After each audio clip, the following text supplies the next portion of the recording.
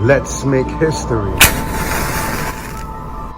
Today, June 1st, is the anniversary of his death. He died June 1st, 2000. So we're honoring a legend, especially a few weeks from the Puerto Rican Day Parade here in New York City. This is probably the most personal video I've ever done. And that's because Tito Puente was a New Yorican.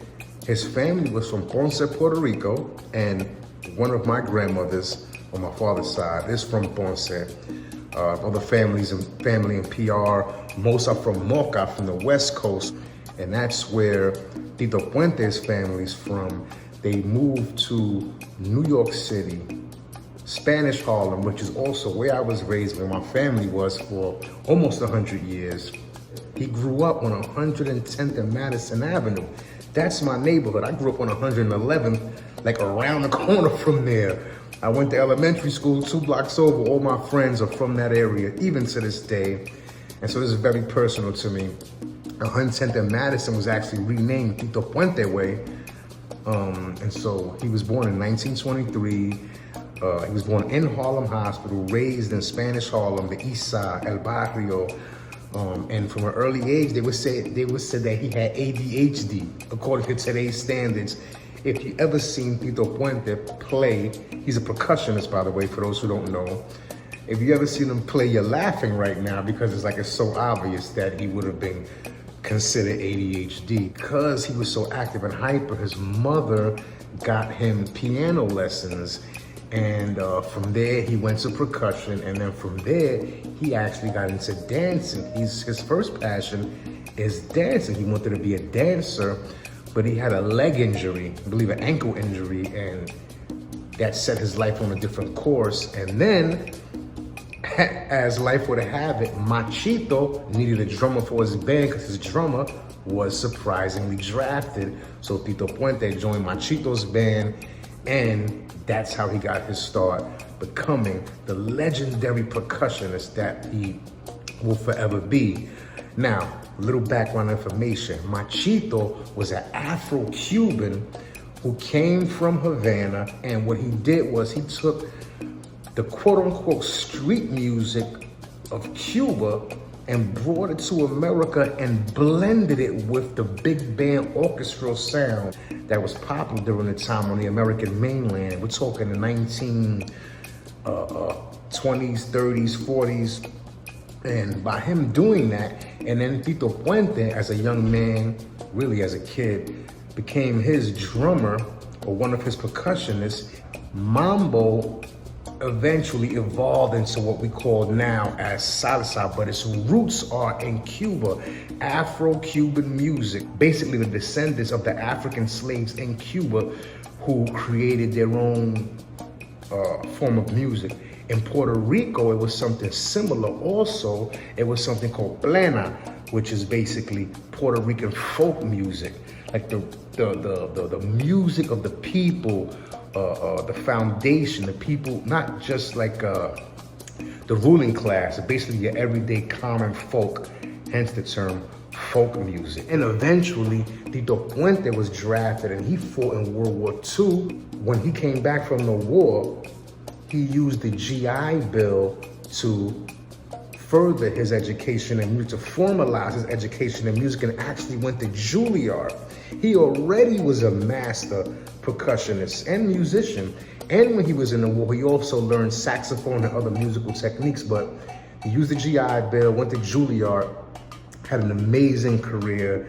He put out his first album in 1958 called Dance Mania Volume 1. I highly recommend you check it out. He also popularized the famous, one of the most famous and iconic New York City venues, the Palladium.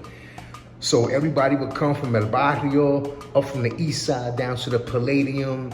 Puerto Ricans, Cubans, and even all races, all walks of life came together to enjoy this music called the mambo, which Tito Puente became known as the king of. But again, it came from Machito, but Tito Puente took it to a whole other level. He died in 2000. He did a show in Puerto Rico and caught a massive heart attack, unfortunately.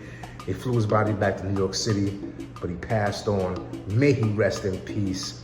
A lot of people don't know the famous, one of the most famous, iconic Latino songs ever, Oye Como Va.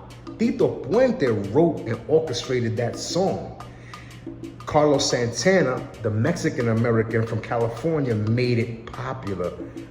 And I love his version, but by the way, the best version of Oye Como Va is Celia Cruz. But Tito Puente wrote and arranged that song, Oye Como Va. And again, I said this is close to my heart because the block I grew up on, 111th Street, every year to this day, the first Sunday in July, they have what they call, quote unquote, Old Timers Day, where the morning starts off with people who grew up in East Harlem way back in the day playing stickball.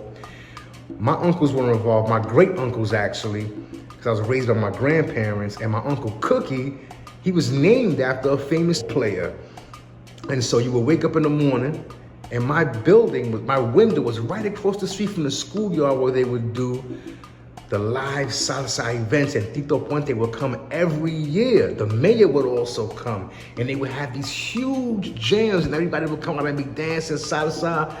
You have vendors out, just amazing. Seeing Tito Puente play, going off on the congas, going off on the drums. My grandmother would explain to me from early on, like who he was. I remember seeing pictures in magazines.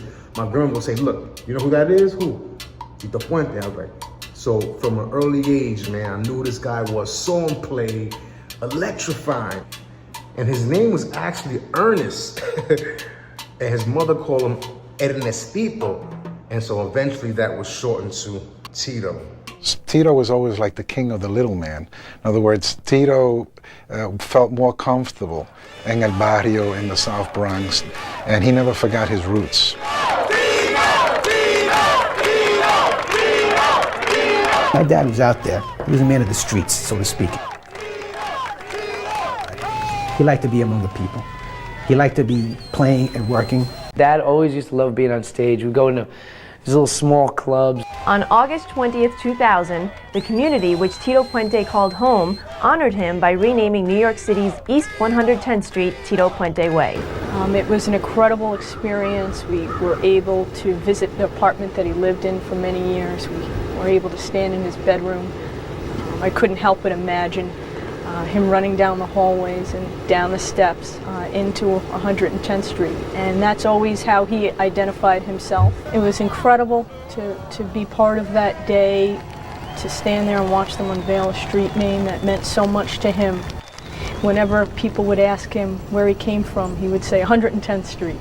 My name is Audrey Puente, and this is my father's story.